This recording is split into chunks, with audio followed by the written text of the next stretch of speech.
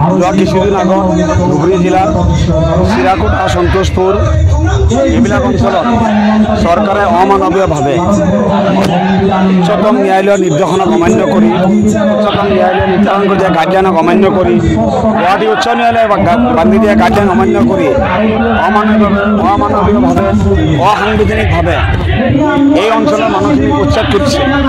আমি প্ৰথম দিনাৰ পৰাই দাবী উত্থাপিত কৰি আহিছিলোঁ যে এই মানুহখিনিক উচ্ছেদ কৰাৰ পূৰ্বে সংস্থাপনৰ ব্যৱস্থা কৰিব লাগে। চৰকাৰে আমাৰ দাবী মানি নলৈ সম্পূৰ্ণ অসাংবিধানিকভাৱে মানুহৰ ঘৰ বাৰী ভাঙি চুৰমাৰ কৰি দিছে।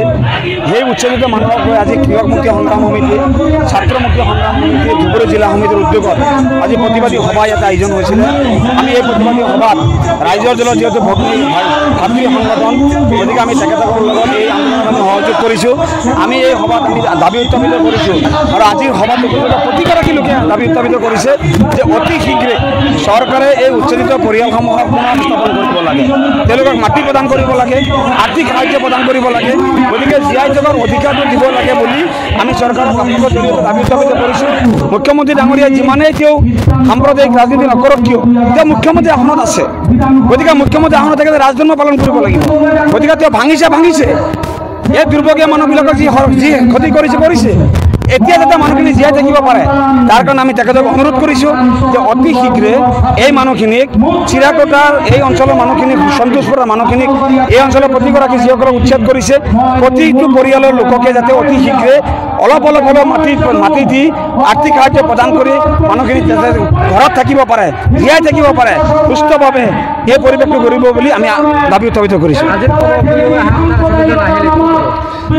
আপোনালোকে সকলোৱে জানে যে চৰকাৰৰ পৃষ্ঠপোষকতাত অসমৰ একাংশ উগ্ৰ জাতীয়তাবাদী যুৱকে তেওঁলোকে কিছুমান সংগঠনৰ নাম লৈ আছে। সেই সংগঠনবিলাক মানে সেই নিৰ্দিষ্ট ঠাইতে নাম শুনা যায়, বাকী ক'তো শুনা নাযায়। সেই নিৰ্দিষ্ট ঠাইত থকা সংগঠনৰ একাংশ স্বয়ম্ভু নেতাই শিৱসাগৰ জিলাত বিভিন্ন ঠাইত সাম্প্ৰদায়িক সংঘৰ্ষ লগোৱাৰ এটা অপচেষ্টা চলাইছে। বিশেষভাৱে শিৱসাগৰ বিধানসভা সমষ্টিত তেওঁলোকে সাম্প্ৰদায়িক সংঘৰ্ষ লগাবৰ কাৰণে এটা অপচেষ্টা কৰি আছে। গতিকে অখিল গগৈদেৱ যিহেতু সেই অঞ্চলৰে সেই সমষ্টিৰে বিধায়ক, তেখেতে সেই অঞ্চলত যাতে কোনো কাৰণত যাতে সাম্প্ৰদায়িক সংঘৰ্ষ লগাব নোৱাৰে, দুষ্ট চক্ৰই হওক বা অন্য যিকোনো চক্ৰান্ত কৰি যাতে এই ধৰণৰ কোনো ধৰণৰ সাম্প্ৰদায়িক সংঘৰ্ষ লগাব নোৱাৰে, শিৱসাগৰক যাতে কালিমা সানিব নোৱাৰে, তাৰ কাৰণে তেখেতে শিৱসাগৰৰ সেই গোটেই মানে পৰিস্থিতিটো নিয়ন্ত্ৰণ কৰাৰ নিমিত্তে আজি তেওঁ তাতে ব্যস্ত থকাৰ কাৰণে আজিৰ এই সভাত, প্ৰতিবাদী সভাত উপস্থিত থাকিম বুলি তেখেতে নিজে ঘোষণা কৰিছিল যদিও আজি আহিব নোৱাৰিলে। গতিকে আমি দুখ প্ৰকাশ কৰিছোঁ।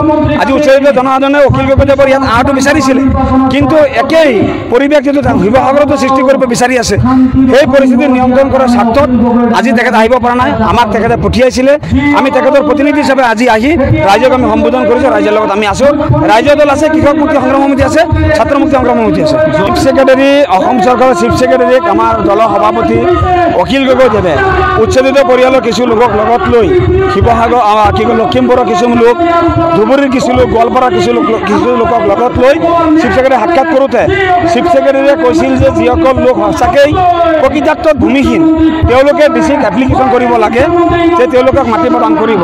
আমাৰ ফালৰ পৰা কোৱা হৈছে যে যিসকল ভূমিহীন লোক প্ৰত্যেককে অতি শীঘ্ৰে দিয়া হওক, এপ্লিকেশ্যন কৰক বা নকৰক, চৰকাৰে এই মানুহখিনিক চিনাক্তকৰণ কৰক। চিনাক্তকৰণ কৰি অৰিজিনেলি যিসকল ভূমিহীন লোক তেওঁলোকক ভূমি প্ৰদান কৰিব লাগে আমাৰ দাবী আছিলে, আৰু চিফ ছেক্ৰেটাৰীয়ে আমাক আশ্বাস দিছে যে অতি শীঘ্ৰে এইখিনি কৰিব, কিন্তু আজিলৈকে কৰি থকা নাই।